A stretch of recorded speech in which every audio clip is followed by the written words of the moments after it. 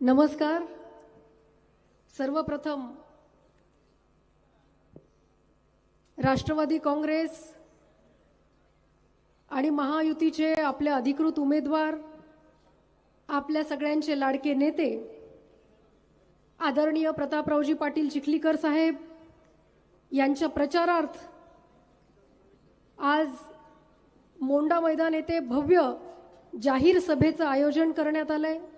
त्या प्रसंगी व्यासपीठावर उपस्थित असणारे आदरणीय सचिनजी साठे साहेब, माननीय आमदार विक्रमजी काळे साहेब, राष्ट्रवादी काँग्रेसचे जिल्हा अध्यक्ष माननीय दिलीपरावजी धर्माधिकारी साहेब, भारतीय जनता पार्टीचे जिल्हा अध्यक्ष ॲडव्होकेट किशोरजी देशमुख, वसंतजी सुगावे, भगवानरावजी हाके, आत्ताच ज्यांचं आपण मनोगत ऐकलं अशा चित्रा अक्का लुंगारे, विनयजी गिरडे, विजयदादा सोनवणे, वारकड गुरुजी, बाळासाहेबजी कराळे, संजयजी देशमुख, माणिकरावजी मुकदम काका, कल्याण सावकार काका, सुभाषजी गायकवाड, किरण चाचू वट्टमवार, बालाजी पवारजी, हंसराज पाटीलजी, करीमभाई, छत्तीसगडवरून या ठिकाणी प्रभारी म्हणून आलेले आदरणीय भरतजी मठियाराजी, जफरुद्दीन भाई, शोभाताई बगाडे, चित्राताई गोरे, मनोहरजी बोसीकर, छत्रपती दादा धुतमळ, डॉक्टर सचिनजी उमरेकर, दत्ताभाऊ वाले, जीवनभाऊ चव्हाण, किशनरावजी डफडे, आनंदरावजी ढाकणीकर, साहेबरावजी काळेसर, बाबूरावजी केंद्रे, भास्करजी पवार, स्वप्नील भाऊ लुंगारे, जीवनभाऊ लुंगारे आणि व्यासपीठावरील सर्व सन्माननीय व्यासपीठ आणि उपस्थित मोठ्या संख्येने माननीय चिखलीकर साहेबांना आशीर्वाद देण्यासाठी उपस्थित असणारे सर्व बंधू आणि साहेबांच्या सर्व लाडक्या भगिनींनो, खरं तर वेळ खूप झालाय म्हणून मी माझं मनोगत अगदी 2 ते 5 मिनिटांमध्ये संपवणार आहे. पण आजची ही विराट प्रचाराची सभा आपले उपमुख्यमंत्री माननीय अजितदादा पवार यांच्या प्रमुख उपस्थितीमध्ये या ठिकाणी होणार आहे आणि त्यांना यायला थोडासा कालावधी असल्यामुळे अनेक मान्यवरांनी आपले विचार या ठिकाणी व्यक्त केलेले आहेत. चिखलीकर साहेब नेहमी म्हणतात की जनता माझी आणि मी जनतेचा, कारण आजपर्यंत चिखलीकर साहेबांनी कंधार लोहा हे कुटुंबाप्रमाणे जपलेलं आहे. साहेब कायम कुटुंब म्हणून आपल्या सुखदुःखामध्ये त्या ठिकाणी उपस्थित राहतात. माझी आपल्या सगळ्यांना विनंती राहणार आहे की अनेक मान्यवरांचं मनोगत या ठिकाणी झालंय, त्यामुळे मी वेगळं काय बोलू असं मला झालंय. पण 30 वर्षापासून राजकारणामध्ये आणि साहेबांच्या संघर्षाचे साक्षीदार म्हणून इथं बसलेली जनता त्या ठिकाणी कायमच आहे. प्रत्येकांना पडलेला प्रश्न आहे की साहेब विविध पक्षामधून त्या ठिकाणी निवडणुका लढवल्या पण जनता त्यांच्या सोबत असते.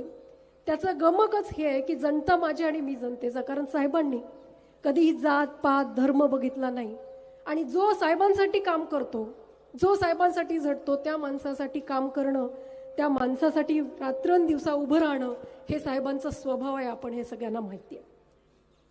त्यामुळं आज काय सुरू परिस्थिती आहे मतदारसंघामध्ये याबद्दल मी फार काही बोलणार नाही, पण आपल्या सगळ्यांना एक विनंती करणार आहे की आपले साहेब लोकसभेला त्या ठिकाणी खासदार म्हणून होते. खासदार असताना तिथले 6 मतदारसंघ आणि प्लस कंधार लोह्याचा मतदारसंघ सांभाळण्याचं काम माननीय साहेबांनी केलेलं आहे. त्यामुळे कंधार लोह्याची नाळ ही साहेबांनी इतकी पक्की विणलेली आहे, गाठलेली आहे की कोणीही आलं तरी पण ही गाठ सैल होणार नाही, हा विश्वास मला आणि इथं बसलेल्या प्रत्येकांना आहे. आपल्या सगळ्यांना मी सांगू इच्छिते, महाविकास आघाडी आज काय घोषणापत्र देते. आपण बघितलं असेल की महायुती सरकारने लाडक्या बहिणींसाठी 1,500 रुपये देण्याची योजना सुरू केली. 1,500 रुपये आज माझ्या प्रत्येक भगिनीच्या खात्यामध्ये त्या ठिकाणी पडतात. महाविकास आघाडीवाले, काँग्रेसवाले त्या ठिकाणी कोर्टामध्ये गेले आणि कोर्टामध्ये जाऊन ही योजना बंद व्हावी यासाठी कोर्टामध्ये गेले, पण कोर्टाने त्यांना सपशेल धुडकावून लावलं आणि ही योजना सुरूच राहिली. मग त्यांना बाकी काही म्हणता येईना.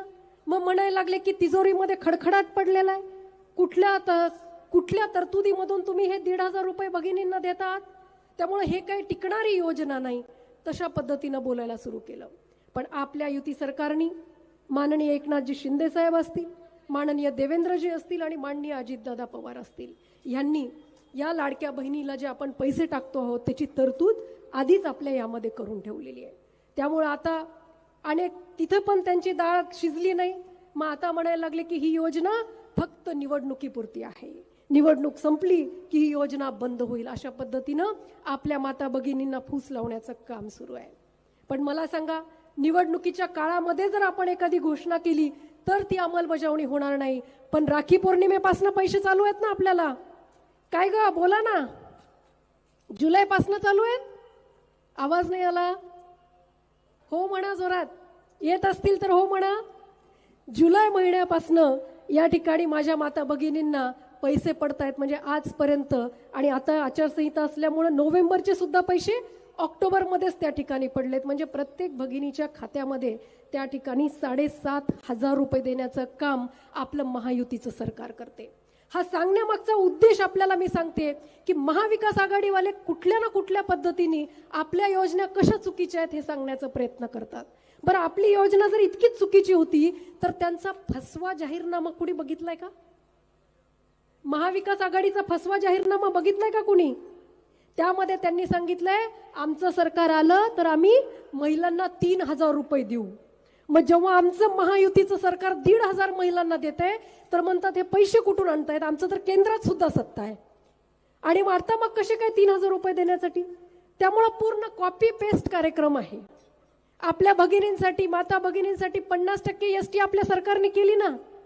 महिलांना 50% एसटी आपल्या युती सरकारने महिलांच्या सन्मानार्थ 50% एसटी त्या ठिकाणी मोफत केलं. अर्ध तिकीट आज महिलांना त्या ठिकाणी मिळते. आणि आता महाविकास आघाडीने काय केलं? आमचं सरकार आल्यावर आम्ही म्हणे फुकट देणार, आणि जेव्हा आम्ही अर्धी केली तेव्हा म्हणत होते की सगळी महामंडळ हे लॉस मध्ये घालणार. म्हणजे अशी दुटप्पी भूमिका हे महाविकास आघाडीवाले घेत आहेत. त्यांच्या पायाखालची वाळू त्या ठिकाणी सरकलेली आहे. त्यामुळं अशा फसव्या जाहीरनाम्याचा मी सर्वप्रथम या ठिकाणी निषेध व्यक्त करते. आणि आपल्या सगळ्यांना माहिती आहे की आपल्या सरकारने, युती सरकारने शेतकऱ्यांसाठी 2024 ते 2025 मध्ये 14,000 कोटीचं लाईट बिल त्या ठिकाणी माफ करणारं आपलं सरकार आहे. लाडकी बहीण योजना आता आपण जेव्हा लोहा कंधार मधून माननीय चिखलीकर साहेब यांच्या घड्याळीला निवडून देणार आहात, चिखलीकर साहेबांना निवडून देणार आहात, साहेब निवडून आल्यानंतर आपल्या लाडक्या बहिणीला आता 1,500चे 2,100 रुपये आपलं सरकार करणार आहे. त्यामुळे या सरकारसाठी एकदा जोरदार टाळ्या झाल्या पाहिजे. 2,100 रुपये का? कारण आपल्या सरकारला माहिती आहे की हे पैसे जर महिलांच्या अकाउंटला पडले तर त्या पैशाचा योग्य वापर ही माझी भगिनी करणार आहे. त्यामुळे काँग्रेसवाल्यांना काय माहित आपल्यासाठी 2,100ची किंमत म्हणजे किती जास्त आहे. 2,100ची किंमत म्हणजे आपला संसाराचा गाडा पुढे लोटण्यासाठी आपल्यासाठी अत्यंत महत्त्वाचे हे 2,100 रुपये आहेत. त्यामुळं कोण काय येतं, कोण काय म्हणतं यावर आपण फार विचार न करता महायुती सरकारच्या पाठीमागं माझ्या सगळ्या भगिनी अशाच खंबीरपणे राहतील हा विश्वास मला या ठिकाणी वाटतं. युवा प्रशिक्षणाच्या अंतर्गत आपल्या मुलांना त्या ठिकाणी पैसे देण्याचं काम आपलं सरकार करणार आहे. भगिनींनो आणि बंधूंनो, मी आपल्याला फक्त 1 मिनिटामध्ये सांगते, मुख्यमंत्री माझी लाडकी बहीण योजना महाराष्ट्रामध्ये प्रचंड यशस्वी झाली. कर्नाटकमध्ये सुद्धा गृहलक्ष्मी म्हणून ही योजना होती. कर्नाटकामध्ये गृहलक्ष्मी म्हणून आपल्या सरकारने ही योजना सुरू केली होती. त्या ठिकाणी काँग्रेसचं सरकार आलं आणि आता तिथली योजना ही बंद झालेली आहे. अजून दुसरं एक उदाहरण तुम्हाला सांगते. हिमाचल प्रदेशमध्ये काँग्रेसचं सरकार आणि त्यांनी स्वर्गीय इंदिरा गांधीजींच्या नावाने ही योजना केली. एवढ्या मोठ्या माजी पंतप्रधान माननीय इंदिरा गांधीजींच्या नावाने ही योजना सुरू केली. इंदिरा गांधी प्यारी बहना. आणि महाराष्ट्रापेक्षा पण अर्धच राज्य ते आहे हिमाचल प्रदेश. आणि तिथं किती फॉर्म भरून घेतले? 8 लाख फॉर्म भरून घेतले. त्याच्यामध्ये छाननी केली आणि फक्त किती जणांना लाभ मिळाला? 54,000. आणि आता 54,000 भगिनींना पैसे मिळाले. तर त्याच्यात पण स्क्रुटिनी केली, म्हणजे त्याच्यातून पण आता भगिनींकडून पैसे वापस घेण्याचं काम त्या ठिकाणी सुरू आहे. आणि मी आपल्या सगळ्यांना सांगते, आदरणीय काळेजी, आपल्या मतदारसंघामध्ये कंधार लोह्यामध्ये मुख्यमंत्री माझी लाडकी बहीण योजनेची मी स्वतः अध्यक्ष आहे आणि 1,25,000 भगिनींना या ठिकाणी आपल्या कंधार लोह्यामधून त्या ठिकाणी लाभ देण्याचं काम आपण केलेलं आहे. त्यामुळं आपलं सरकार हे सातत्याने शेतकऱ्यांच्या बाजूने, महिलांच्या बाजूने, कष्टकऱ्यांच्या बाजूने त्या ठिकाणी काम करते. आपलं सरकार हे नेहमीच शेतकऱ्यांच्या, कष्टकऱ्यांच्या बाजूने त्या ठिकाणी उभं आहे. आपल्या सगळ्यांना माहिती आहे युती सरकारने आपल्यासाठी काय काय योजना आणलेल्या आहेत. आज आपण बघितलं असेल पाकिस्तानमध्ये आपण गेलं तर 300 रुपये किलो गहू मिळतो आणि आपलं युतीचं सरकार माननीय नरेंद्र मोदीजीच्या माध्यमामधून फुकट रेशन देण्याचं काम आपल्या भागामधल्या सगळ्यांना त्या ठिकाणी होतंय. महिलांना सन्मान देणारी शौचालयाची योजना, महिलांना सन्मान देणारी उज्ज्वला गॅस योजना, हा आता एक नवीन चालू केलंय की म्हणे उज्ज्वला गॅस देतात म्हणून काय झालं, महागाई किती वाढली. बरं आता भगिनींनो तुम्ही एक विचार करा, 2014 पूर्वी बोलू ना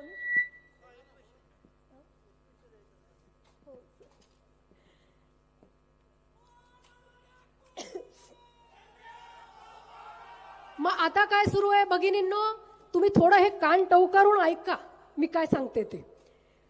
आता काय म्हणतात गॅस दिला म्हणून काय झालं मोफत, महागाई किती वाढली. अरे हो महागाई वाढली बरोबर आहे, पण 2014 पूर्वी आपल्या गावामध्ये एखाद्याकडे गॅस राहत होता बरोबर आहे ना. आणि माझ्या बाकीच्या भगिनी जळतण डोक्यावर घेऊन घरी जायच्या आणि मग चुलीवर ते स्वयंपाक करायच्या. फुंकणीना फुंकून फुंकून घशा तोंडामध्ये तिच्या धूर जायचा आणि ती आजारी व्हायची. म्हणून आपल्या मोदीजींनी त्या ठिकाणी उज्ज्वला गॅसची योजना आणली आणि आपल्या महायुती सरकारने वर्षाला 3 गॅस सिलेंडर मोफत देण्याची योजना माझ्या भगिनींच्या सन्मानार्थ त्या ठिकाणी आणलेली आहे.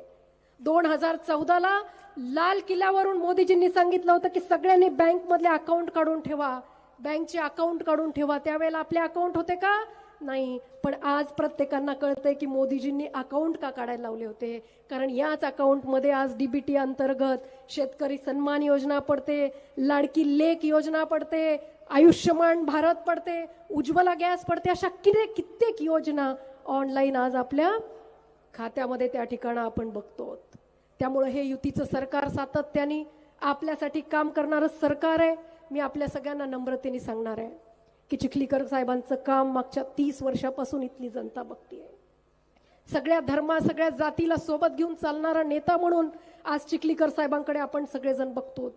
आज आपल्या भागामध्ये लिंबोटी धरणासारखं एक मोठं काम माननीय चिखलीकर साहेबांच्या माध्यमातून त्या ठिकाणी झालेलं आहे.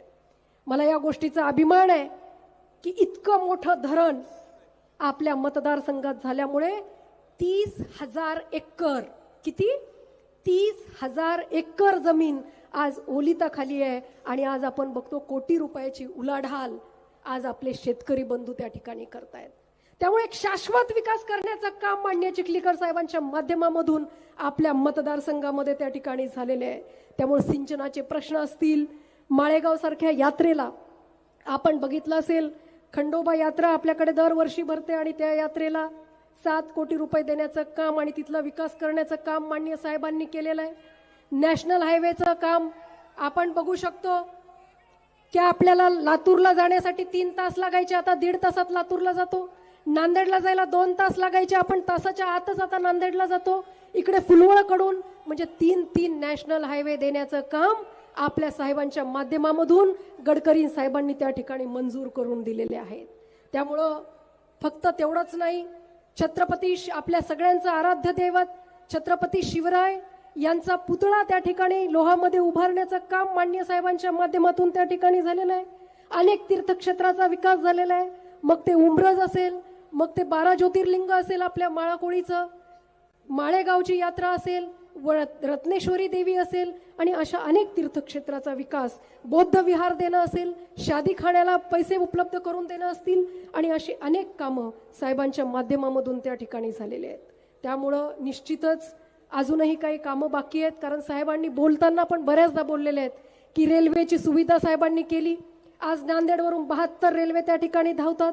विमानाची सेवा त्या ठिकाणी साहेबांच्या माध्यमातून झाली. नॅशनल हायवेची कामं त्या ठिकाणी साहेबांच्या माध्यमामधून झाली.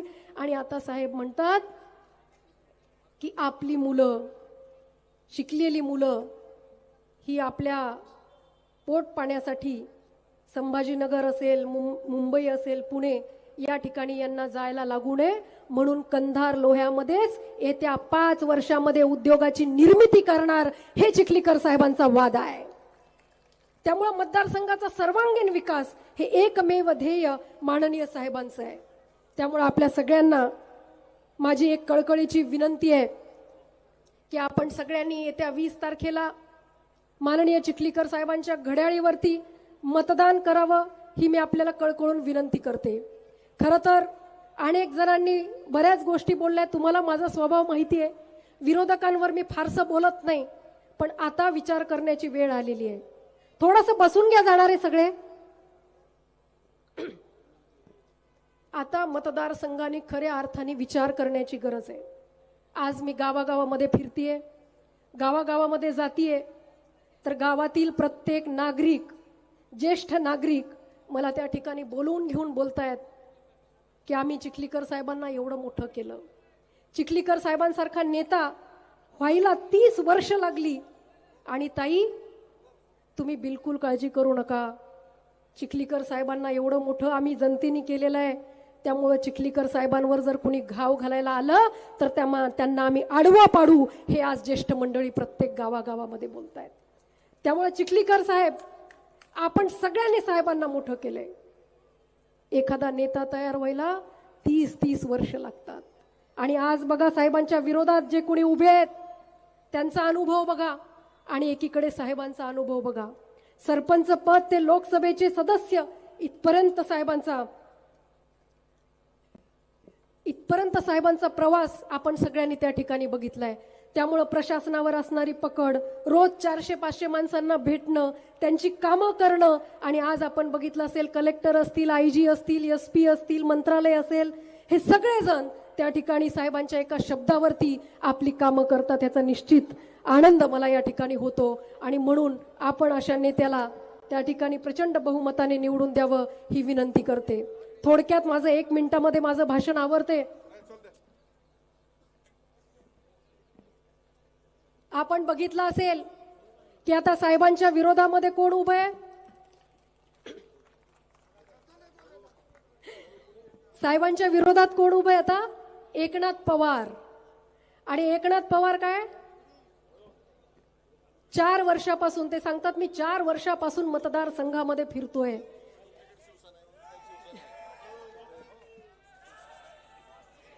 हेमंत भाऊ म्हणतात एकनाथ पवार डुप्लिकेट शिवसेना, ही ओरिजिनल आहे.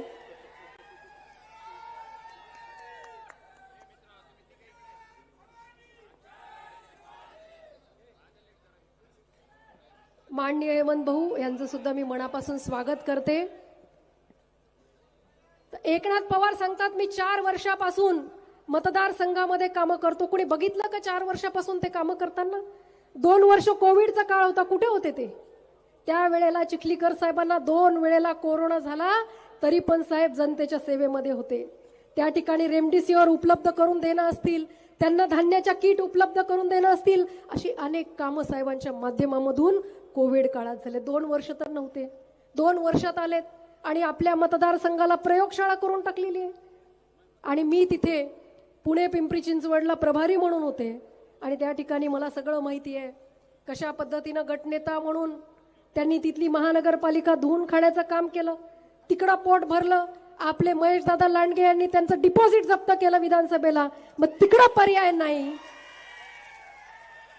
तिकडं डाळ शिजली नाही, म्हणून मी इथला भूमिपुत्र म्हणून इथे येऊन आपल्यावरती त्या ठिकाणी मतदान मागण्याचं काम आणि मी निवडणूक लढवणार म्हणून सांगण्याचं काम आहे.